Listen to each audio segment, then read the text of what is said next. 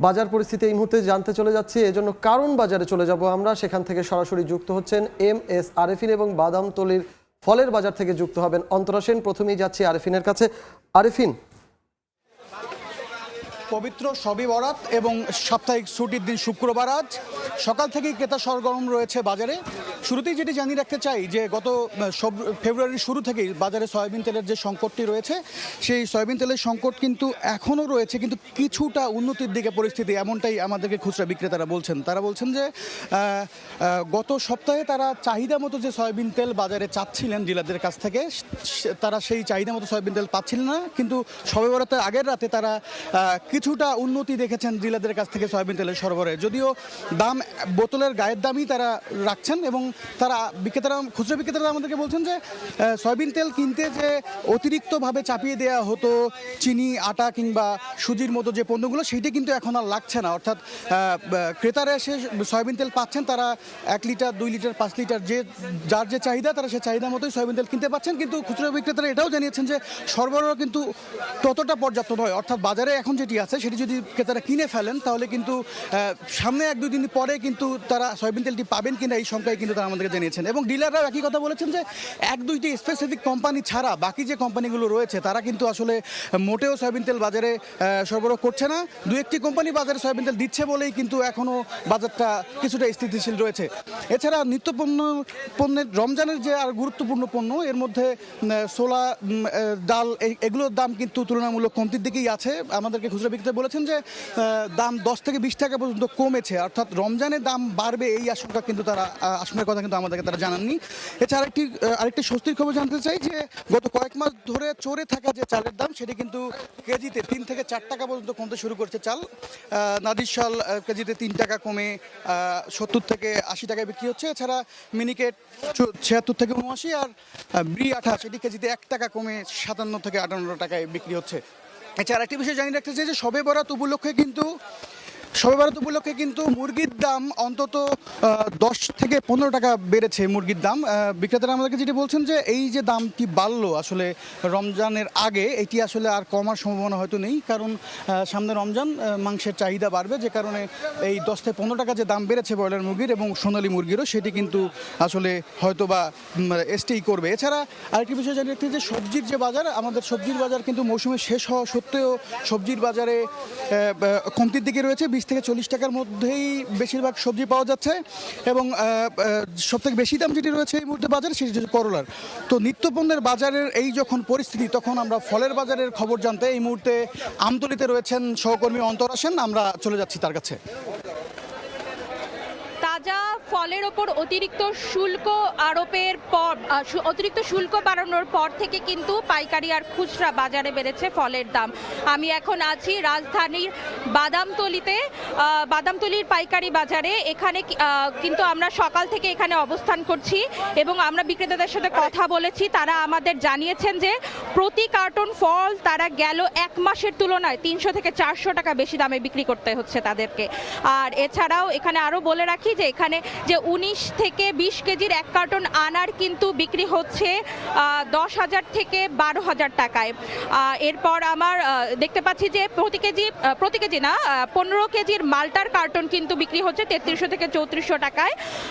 আঙুর প্রতি 20 কেজির কার্টনের আঙুর কিন্তু বিক্রি হচ্ছে 4500 থেকে টাকায়। এছাড়া কমলা 8 কেজির কার্টন বিক্রি হচ্ছে 2200 থেকে 2400 টাকা পর্যন্ত। এখানে কিন্তু বিক্রেতারা বলছেন যে শুল্ক আরোপের পর থেকেই কিন্তু আপনার ফলের দাম কিন্তু অতিরিক্ত বেশি, এ কারণে কিন্তু তারা ক্রেতা হারাচ্ছেন। পাইকারি ক্রেতারা যারা আসছেন তারা কিন্তু পর্যাপ্ত ফল, আগের তুলনায় পর্যাপ্ত ফল কিনছেন না, তারা কিন্তু ফল কম কিনছেন বর্তমান। এছাড়া আমরা কিন্তু আরেকটা কথা আপনাদের জানিয়ে রাখি যে শুল্ক বাড়ানোর পর যে ব্যবসায়ীরা বলেছিলেন যে তারা 14 তারিখ থেকে আমদানি বন্ধ করে দেবেন, তারা কিন্তু সেই সিদ্ধান্ত থেকে সরে এসেছেন। তারা কিন্তু আমদানি বন্ধ করছেন না। তারা বলেছেন তারা উপদেষ্টাদের সঙ্গে কথা বলবেন, তারা আলোচনা চালাবেন NBR এর সঙ্গে, যাতে শুল্ক কমিয়ে দেওয়া যায় কিংবা অতিরিক্ত শুল্ক, সম্পূরক শুল্ক যে শুরু হয়ে দেওয়া হয়েছে সেই শুল্কটা যেন বাদ দেওয়া হয়। এই ছিল বাদামতলী থেকে পাইকারি বাজারের সর্বশেষ। রাজধানীর বাদামতলী থেকে সহকর্মী অন্তরা সেন এবং তারও আগে রাজধানী কারওয়ান বাজার থেকে সহকর্মী MS আরেফিন আমাদের সঙ্গে যুক্ত হয়েছিলেন। আমরা এবার সরাসরি চলে যাব আমাদের আলোচনায় আমাদের অতিথি জনাব মোহাম্মদ আলিম স্যারের কাছে। স্যার, আপনার কাছে প্রথম যে প্রশ্নটা আমি করতে চাচ্ছি সেটি হচ্ছে গিয়ে ভোজ্য তেল নিয়ে। আপনি নিশ্চয়ই ব্যাপারগুলো ভালোভাবেই পর্যবেক্ষণ করছেন, আপনাদের দপ্তরও ভালোভাবে পর্যবেক্ষণ করছে আমরা আশা করি আর কি। তো ভোজ্য তেলের সংকটটা আসলে কিভাবে তৈরি হলো, কেন তৈরি হলো, কিংবা রমজানের ঠিক আগে আগেই কেন এই পরিস্থিতি তৈরি হলো, এর দায়ভার আসলে কার উপরে যাবে এবং এটার সংকটটা আসলে আপনারা কিভাবে নিরসন করবেন যদি একটু ছোট্ট করে বলতেন। Thank you. ভোজ্য তেলের যে এখন সংকটটা দেখছি এর সাথে আমি একটু পেছনে যেতে চাই। সেটা হলো আমাদের আসলে অর্থনৈতিক ব্যবস্থাটা কোন ধরনের, এটা নিয়ে আমি নিজেও কনফিউজড। কারণ বাহ্যত সবসময় আমরা শুনছি যে আমরা মুক্তবাজার অর্থনীতিতে আছি, আবার আমার সংবিধান বলছে, আমাদের সংবিধানের 10 অনুচ্ছেদে ক্লিয়ারলি বলা আছে আমরা একটি সমাজতান্ত্রিক অর্থনৈতিক ব্যবস্থা গড়ে তুলব। এখন সংবিধান হচ্ছে দেশের সর্বোচ্চ আইন, কিন্তু বাস্তবতা এখানে মিটিংয়ে যাই বা ইয়েতে যাই বলা হচ্ছে যে মুক্তবাজারে আছি। আচ্ছা ঠিক আছে, ধরে নিলাম মুক্তবাজারের কিছু ক্যারেক্টার আছে, সেখানে ওপেন কম্পিটিটিভনেস থাকবে, সেখানে ফেয়ারলি যে কর্পোরেট ইথিক্স, উৎপাদকরা কর্পোরেট বডিগুলো ইথিক্স মেনে চলবেন, ফেয়ারনেস থাকবে বিজনেসে। আমাদের দেশে আমি যেটা দেখেছি বা আমরা দেখে আসছি যে ফেয়ারনেস নাই। দ্যাট মিনস মুক্তবাজারের একটা অংশ এখানে নাই, কম্পিটিটিভনেস নাই। 6 থেকে 7টা উৎপাদক গোটা বাংলাদেশের ভোজ্য তেল আপনার রিফাইনারি করে অথবা আমদানি করে বাল্ক।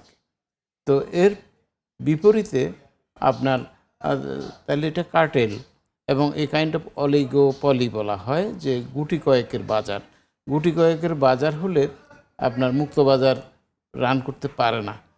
তারা আমাদেরকে অনেক সময় ভোক্তাদেরকে জিম্মি করে থাকে। তার মানে ব্যাপারটা কি আসলে ওই যে গুটি কয়েক প্রতিষ্ঠান রয়েছে তাদের সিন্ডিকেটকেও আপনি এই প্রতিবন্ধকতার কারণ হিসেবে দায়ী করতে চাচ্ছেন? এটা কিছুটা আমি করব, কারণ এই যে সংকটে সরকার যে বিকল্প ব্যবস্থায় করবে সেই বিকল্প ব্যবস্থা আমাদের নাই। তাহলে আমি বলবো যে ওদের কাছে কিছু পরিমাণে হয়তো ভোক্তাদেরকে জিম্মি করা হয়েছে। এর বিকল্প হিসেবে আমি মনে করবো এক্ষুনি কিছু বিকল্প রিফাইনারি ডেভেলপ করা উচিত এবং বাংলাদেশের কন্টেক্সটে যদিও ভৌগোলিকভাবে এটা ছোট কিন্তু জনসংখ্যা প্রচুর, আমরা বিভাগীয় পর্যায়ে কিছু রিফাইনারি ডেভেলপ করতে পারি বা ডেভেলপ করার জন্য উদ্যোক্তাদেরকে সহায়তা করতে পারি। এই পরামর্শ জাতীয় পর্যায়ে যেখানে করা প্রয়োজন সেখানে দিয়েছেন? হ্যাঁ, গতকালকেই আমি উপদেষ্টা মহোদয়কে বলেছি আমাদের অতি দ্রুত আপনার রিফাইনারি ক্যাপাসিটি বাড়ানো উচিত এবং এটার জন্য উনিও বলছেন যে উনি কিছু প্রতিষ্ঠানের সাথে কথা বলেছেন, আগামীতে হয়তো আপনার এটার একটা চেঞ্জ আসবে পজিটিভ, তবে তাতে করে 2 বছরের মতো সময় লাগবে। তার মানে আপনি এটাই বলছেন যে আমরা হয়তোবা আসলে মনোপলির মাসুলটাকেই গুনছি বা আমাদের বাজারটা সেটা অলিগোপলির মাসুলটা গুনছি। আর আরেকটা এটার সাথে যুক্ত আছে, যারা এখানে ব্যবসা করছেন তারা হঠাৎ করে উদয় হন নাই বা জন্ম নেন নাই, আগে থেকে ব্যবসা করেছেন। তো আগের ব্যবসায়িক পরিবেশটা কেমন ছিল? হ্যাঁ, আপনার 5 তারিখের অগাস্টের পরিবর্তনের আগের অবস্থা এত বেশি খারাপ ছিল যে যাতে করে একটা পরিবর্তন হয়েছে, রক্তাক্ত পরিবর্তন, কিন্তু ওনাদের হাতেই তো ব্যবসাগুলো আছে। ফলে ওনাদের ইথিক্যাল পজিশন আগের থেকে যদি পজিটিভ হয় আমরা ভালো কিছু অবশ্যই পেতে পারি।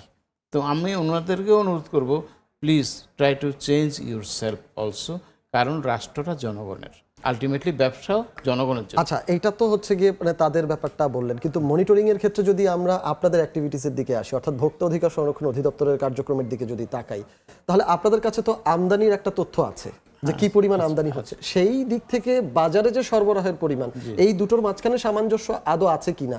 থাকলে আসলে তো এই সংকট তৈরি হওয়ার কথা না, যদিও তারা সিন্ডিকেট করতে চাইলেও। শতভাগ আছে এটা বলবো না, আবার শতভাগ অসামঞ্জস্য এটাও বলবো না। সুযোগ নিয়ে থাকেন আমাদের দেশের ব্যবসায়িক পরিবেশ, যেটা সুযোগ নিয়ে থাকেন ওনারাও মাঝে মাঝে সুযোগ নেন, মাঝে মাঝে আমরা মনিটর করি, মাঝে মাঝে প্রয়োজন হলে দণ্ড আরোপও করি। রিসেন্টলি ধরেন যে মাসখানেক আগে যখন একটা বহুজাতিক গ্রুপ দেখলাম ওনারা একটা ব্যত্যয় করেছে, সাথে সাথে আমরা তখন 40,000 টাকা জরিমানা করেছি। আচ্ছা, মানে আপনার কথাতে বোঝা যাচ্ছে যে কিছুটা অসহায়ত্ব অবশ্যই ভোক্তা অধিকার সংরক্ষণ এখানে অধিদপ্তরে আছে। অসহায়ত্ব এটা আরও পেছনে আমি বলবো যে আগের যে একটা পলিটিক্যাল গভর্নমেন্ট ছিল, পলিটিক্যাল গভর্নমেন্টের নেটওয়ার্ক ছিল একেবারে ইউনিয়ন পর্যন্ত বিস্তৃত, কিন্তু পরিবর্তনের পরে এখন যে গভর্নমেন্ট চালায় ওনাদের কোনো নেটওয়ার্ক নেই। এই সুযোগটা তারা নিচ্ছে, যে গ্যাপটা ওনাদের নেটওয়ার্ক করবে না, ওনারা পলিটিক্স করবেন না বলে জানে, ওনারা পেশাদারি লোক, ফলে ওনারা ব্যক্তিবিশেষ দক্ষ সক্ষম কিন্তু ব্যক্তি, এটা একটা বড় সমস্যা। একটা বড় বিষয় কি, ভোক্তাদের ক্ষেত্রে বাজারে যে সকল পণ্য রয়েছে সেগুলোর দাম নির্ধারণ না হলেও মনিটরিং এর ক্ষেত্রে ভোক্তা অধিকার সংরক্ষণ অধিদপ্তরের একটা বড় ভূমিকা তো অবশ্যই রয়েছে বা দায়িত্ব রয়েছে। সেই জায়গা থেকে যদি বলি তাহলে কৃষি পণ্যের ক্ষেত্রে কৃষি বিপণন অধিদপ্তর আসলে দামগুলো নির্ধারণ করে থাকে। বাজারে যে সকল চলমান পণ্য আছে, আমদানির ক্ষেত্রে যে সকল পণ্য আমদানি করতে হয় তাদের পণ্য দাম নির্ধারণের ক্ষেত্রে ট্যারিফ কমিশন রয়েছে। বাজারে আসলে পণ্য মূল্য নির্ধারণের ক্ষেত্রে এটাকে জোরালোভাবে মনিটরিং এর ক্ষেত্রে ভোক্তা অধিকারের আসলে কতটুকু সেক্ষেত্রে শক্তিমত্তা বা সামর্থ্য আমাদের আমার মনে হয় there is a gap of information. কৃষি বিপণনও কিন্তু দাম নির্ধারণ করে না, করে ওনারা যেটা উৎপাদন মূল্য সেটাকে উৎপাদন মূল্য হিসাবে ট্রিট করে এরপরে কিছু এটার সাথে একটা রেঞ্জ অফ বেনিফিট যোগ করে যৌক্তিক মূল্য করে। এই যৌক্তিক মূল্য একটা ফ্লাকচুয়েটিং, হ্যাঁ, এটা করে থাকে। তো ফলে আমরা এর ভিত্তিতেই অভিযানগুলো পরিচালনা করি। ফলে এটা ঠিক যে আমাদের ভূমিকা অবশ্যই আছে এবং আমাদের এই ভূমিকা একেবারে উপজেলা পর্যন্ত অর্থাৎ গ্রাম পর্যন্ত বিস্তৃত আছে। সেখানে আমাদের সাথে সহযোগী শক্তি হিসেবে আছেন জেলা প্রশাসন, উপজেলা প্রশাসন, একদম আইনগতভাবে। তো আমরা সবাই সিনক্রোনাইজড ওয়েতে ঐক্যতানের মতো করে যদি কাজ করি এটা ডেভেলপ হওয়া সম্ভব। কিছু কিছু ক্ষেত্রে আমি একটু বলবো, যেমন যখন আমি জয়েন করি তখন আপনার মানে 1 মাসের মাথায় চালের মূল্য বেড়ে যাচ্ছিল। তখন চালের এখানে উৎপাদন কত, চাহিদা কত, যোগান কত, বা আলুরও একটা বিষয় ছিল, কত জানতে আমি পত্র দেই কৃষি সম্প্রসারণ অধিদপ্তরকে। তো আমি লিখিতভাবে উত্তর পাই যে এই তথ্য তারা সংরক্ষণ করেন না। তখন আমি কিছুটা স্বাভাবিকভাবে হতাশ হই এবং সেই পরিস্থিতি মনে হয় এখনও আছে। আমার দৃষ্টিতে সরকারের উচিত একটা নির্ভরযোগ্য আপনার চাহিদা, যোগান, তার মধ্যে ঘাটতি অথবা উদ্বৃত্ত এটা আগে থেকে অনুমান করা এবং সেই অনুযায়ী আগে থেকে আমদানি অথবা রপ্তানি প্ল্যান করা, তাহলে কিন্তু ভোক্তারা এত বেশি সমস্যায় পড়বে না। আচ্ছা, ঠিক আছে, আমরা এবার একটু সামনের দিকটায় চলে আসি। কারণ হচ্ছে গিয়ে একেবারে রমজান আমাদের দোরগোড়ায়, রমজান কেন্দ্রিক এই ধরনের প্রতিকূলতায় আপনারা খুব বেশি পড়ে থাকেন। বিগত বছরগুলো আমাদেরকে যেই বাস্তবতার সম্মুখীন করেছে, তো সেই ক্ষেত্রে রমজানে যে সকল পণ্য রয়েছে, ছোলার কথা যদি বলি, মশলার কথা যদি বলি, খেজুরের কথা যদি বলি, কিছু তো আমদানি নির্ভর অবশ্যই রয়েছে। এগুলোর ক্ষেত্রে কোনটি আপনাদেরকে আসলে মনিটরিং এর ক্ষেত্রে বেশি ভোগাবে বা ভোগালে পরেও আপনাদের পদক্ষেপগুলো কি হবে? আপনারা কি কি পরিকল্পনা নিয়ে সেই বাস্তবতা মোকাবেলা করতে পারবেন? যে যা বলছেন এবং সংবাদ থেকেও যা দেখছি অথবা মিডিয়ার মাধ্যমে বাস্তবতা হলো, এবার রমজানের পূর্বে 2 মাস পূর্বে সরকার ব্যবস্থা নিয়েছে, হ্যাঁ, এবং তার কারণে প্রচুর আমদানি হচ্ছে। আপনারা দেখেছেন যে পত্রিকায় এবার আপনার চাহিদার কাছাকাছি বা চাহিদার তুলনায় বেশিও আমদানি হচ্ছে এবং এই প্রতিবেদনও দেখলেন 2-1টা আইটেম বাদে, যেমন ধরেন যে ফলের দামটা বেড়ে গেছে। খেজুরের ক্ষেত্রে খেজুরের নানা প্রকৃতি আছে এবং সর্বনিম্ন গতকালকে আমরা একটা বৈঠক করেছিলাম খেজুর ব্যবসায়ীদের সাথে। ওনারা বলছেন যে সর্বনিম্ন 110 টাকা থেকেই খেজুর পাওয়া যাচ্ছে। উপরের দিকে আজোয়া বা এই ধরনের খেজুরের একটু দাম বেশি, এগুলা আমি বলবো যেটা মধ্যবিত্তের পণ্য নয় বা উচ্চ মধ্যবিত্তের পণ্য, এটা সাধারণ ভোক্তাদের পণ্য নয়। ফলে খেজুর নিয়ে আমাদের ওরকম যদি ওনারা কারসাজি করবেন না, ওনাদেরকে অনুরোধ করেছি যেটা বাস্তব মূল্যে, সেই মূল্যে দিলে খেজুর কোনো সংকট হবে না। কিন্তু মশলারও তাই। মশলার ক্ষেত্রে আমি আপনাকে আরেকটু ইন্ডিকেট করে দিচ্ছি, এলাচের দামটা 5,000 টাকার মতন কেজি। আপনার কাছে মনে হচ্ছে যে এটা আসলে বাস্তবসম্মত? এটা বাস্তব হলো কি, আসলে রিয়েলি আমাদের তো আমদানি করতে হয়। আমদানি করলে প্রথমত রাষ্ট্রকে চলতে হবে, একদিকে মানুষকে খাদ্য যোগাতে হবে, আবার রাষ্ট্রকে চলতে হলে রেভিনিউ কালেকশন করতে হয়। তো এই ধরনের পণ্যগুলোর ক্ষেত্রে সরকার একটু হাই রেভিনিউ করে থাকে এবং এর ফলে হয়তো মূল্যটা বেড়ে যাচ্ছে, সরকারকে চলতে হয়। আসলে আমরা তো ইকোনমিক্যালি রেভিনিউতে এই মুহূর্তেও আমরা দারুণ চ্যালেঞ্জে আছি। আমাদের যে বাজেটটা আমরা সাজাই যে এই বছরের প্রথম বাজেট ছিল প্রায় 7,97,000,000 কোটি টাকা। তার মধ্যে প্রায় আপনার 31% মতো হলো বৈদেশিক লোন বা অভ্যন্তরীণ লোন। তাহলে এত বড় একটা ঋণগ্রস্ত দেশে আমাদের যদি রেভিনিউ না বাড়াই, তাহলে এই পরিস্থিতিগুলোর সম্মুখীন আমাদের হতে হয়। আচ্ছা, আমাদের আস্তে আস্তে করে সময়টা শেষের দিকে চলে যাচ্ছে। আপনি আমাকে ছোট্ট করে বলবেন কি রমজানে আসলে আপনাদের পদক্ষেপগুলো বাজার মনিটরিং এর ক্ষেত্রে কি কি হচ্ছে বা কি কি চ্যালেঞ্জ আপনারা মোকাবেলা করতে পারবেন? আমরা ইতিমধ্যে প্ল্যান করে আমি গত 2-3 দিন আগেই প্রত্যেকটা জেলা প্রশাসককে পৃথক ওনার যে কাজ করেন এর বাইরে রমজান উপলক্ষে 1 মাসের একটা পৃথক মনিটরিং টিম করার জন্য চিঠিও দিয়েছি, এবং আমাদের যে একটা ভোক্তা অধিকার একটা পরিষদ আছে, পরিষদ থেকে তাদেরকে পর্যাপ্ত তহবিল দিয়েছি, ক্যাশ চেকে দিয়েছি। তো আমরা আশা করছি এর ফলেও বাজার মনিটরিংয়ের ক্ষেত্রে আগের থেকে দ্বিগুণ সক্ষমতা আমাদের তৈরি হবে, এবং তার সাথে লোকাল পিপলকে যুক্ত করতে অনুরোধ করেছি। চিঠিতে ওরকমই বলেছি যে স্থানীয় গণ্যমান্য ব্যক্তি একজন এবং ক্যাব বা এই ধরনের সংগঠনে একজন যুক্ত করে যাতে মনিটরিংটা করা হয়। তাতে করে আমাদের একদিকে স্বচ্ছতা থাকবে, জবাবদিহিতার একটা পর্যায়ে আপনার ওনারাও মনিটরিং করে বুঝতে পারবেন যে প্রকৃত অবস্থা কী। ফলে আমরা বিপদে নাই এই কথা বলা যাবে না, কিন্তু আমরা যদি সঠিকভাবে মনিটরিং করতে পারি, জেলা প্রশাসক যদি এটাকে অ্যাক্টিভ করেন, তাহলে কিন্তু আমরা ভালো ফলাফল পাবো। একেবারে শেষের দিকে আছি, ছোট্ট করে সর্বশেষ প্রশ্নটা করতে চাচ্ছি, সেটি হচ্ছে সবার আগে আপনারা যাদের নিয়ে কাজ করেন সেই ভোক্তাদের আসলে সচেতনতার প্রয়োজন, তাদের কাছ থেকে কোনো সহযোগিতা আশা করেন কিনা বা তাদের উদ্দেশ্যে যদি কিছু বলার থাকে। আমি বিভিন্ন জেলা এবং বিভাগীয় পর্যায়ে সভা করে এবং এখানেও দেখছি যে আমাদের দেশের ভোক্তারা এই মুহূর্তে তাদের অধিকার সম্পর্কে সচেতন আছে, এবং এই কারণে প্রচুর আমরা অভিযোগ পাই এবং তার ভিত্তিতে ব্যবস্থা নেই। সমস্যাটা হলো আমাদের সামাজিক সমস্যা, আমরা লোভকে সামলাতে পারি নাই।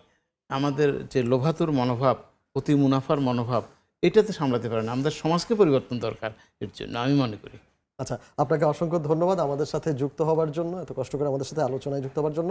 আপনার প্রত্যাশাও যদি সঠিক হয়, আপনারাও যদি সঠিকভাবে বাজারটাকে মনিটর করেন, ভোক্তারাও যদি আপনাদের সহযোগিতা করে, তাহলে আমার মনে হয় যে দুর্ভোগ আমরা বিগত বছরগুলোতে দেখেছি সেটি আর নতুন করে আমাদের সামনে ফিরে আসবে না। আমি এদের সাথে একমত। এবার আমরা আগাম ব্যবস্থা সরকার নিয়েছে, আমরাও নিচ্ছি, আশা করছি একটা ইতিবাচক ফল দিবে। অসংখ্য অসংখ্য ধন্যবাদ আপনাকে। আমাদের সাথে আজ আলোচনায় যুক্ত হয়েছিলেন ভোক্তা অধিকার সংরক্ষণ অধিদপ্তরের মহাপরিচালক আলিম আক্তার খান।